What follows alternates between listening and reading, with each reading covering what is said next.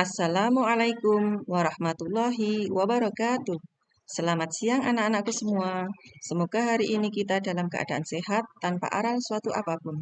Untuk materi siang hari ini, kita akan belajar tentang meraih kesuksesan dengan optimis, ikhtiar, dan tawakal.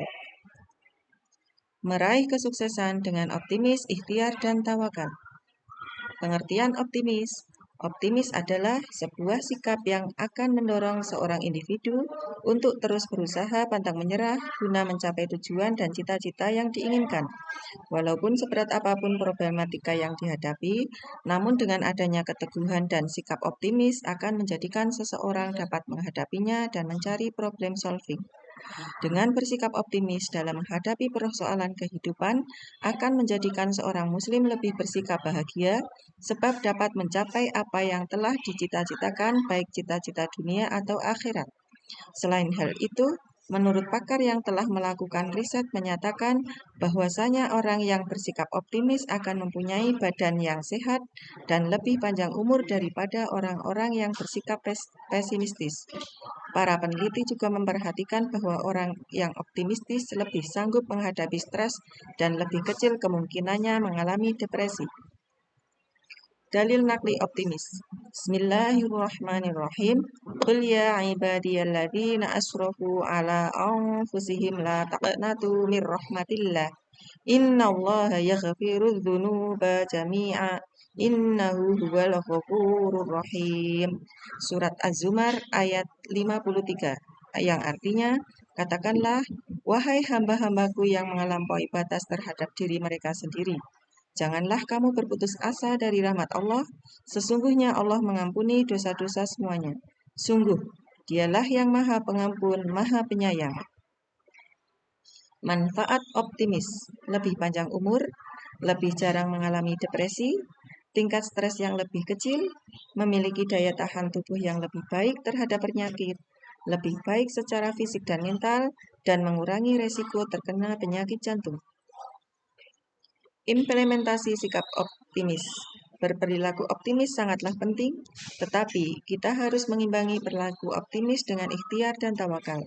Contoh perilaku optimis, seorang siswa atau siswi yang mengikuti seleksi penerimaan mahasiswa baru atau SPMB, dia berharap akan lulus dan diterima di perguruan tinggi yang ia pilih. Seseorang ingin bekerja di sebuah perusahaan swasta, kalau ia berpikir optimistis, tentu dia akan berusaha mengajukan lamaran dan berharap agar lamaran diterima serta dapat bekerja di perusahaan tersebut. Yang kedua, pengertian ikhtiar. Ikhtiar adalah berusaha bersungguh-sungguh untuk mencapai suatu harapan, keinginan, atau cita-cita. Setiap usaha atau ikhtiar untuk memenuhi kebutuhan hidup hendaknya diawali dengan niat karena Allah Subhanahu wa Ta'ala semata. Demikian pula jika ingin meraih cita-cita, kita harus berikhtiar sekuat tenaga dan berdoa kepada Allah Subhanahu wa Ta'ala. Segala usaha dalam meraih cita-cita akan bernilai ibadah jika niatnya lurus karena Allah Subhanahu wa Ta'ala.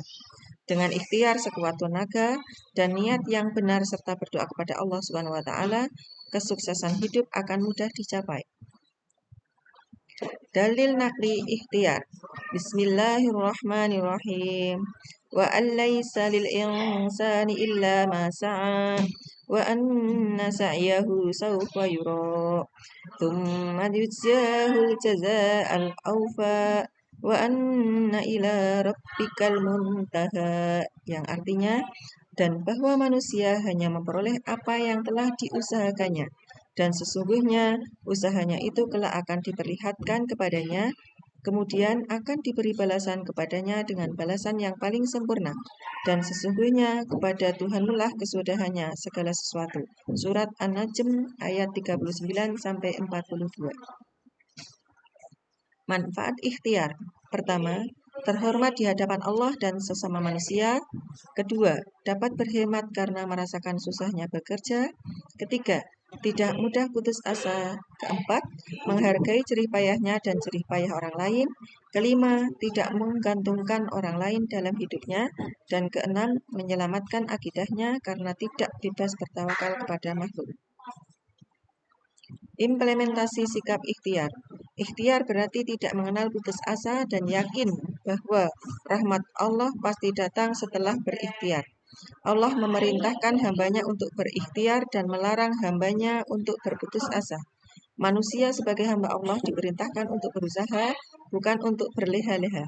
Sebab rahmat Allah turun kepada kita melalui sebab atau usaha yang kita lakukan. Artinya, kita jangan pernah berputus asa dalam mencari rahmat dan ridha Allah Subhanahu wa taala.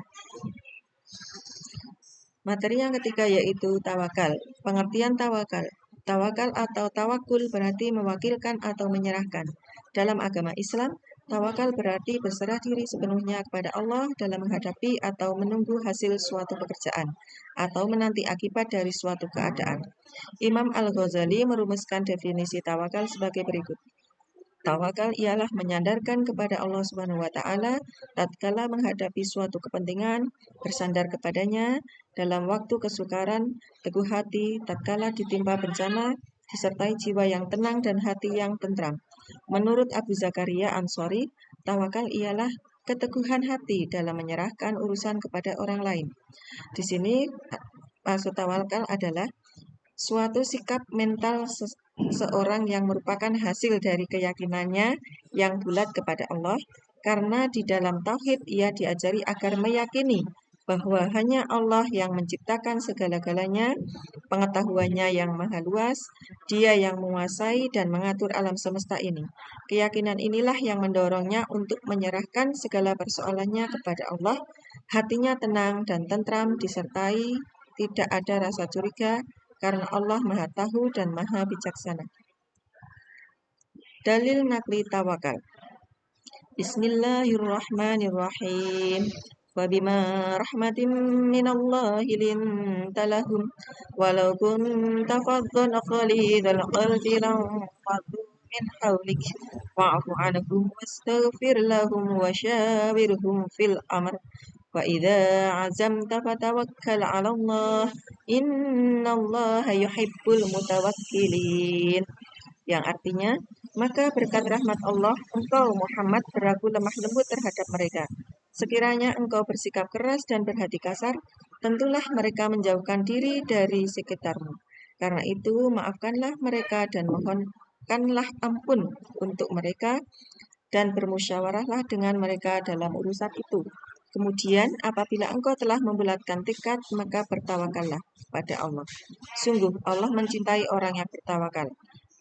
Quran Surat Ali Imran ayat 159. Manfaat bertawakal.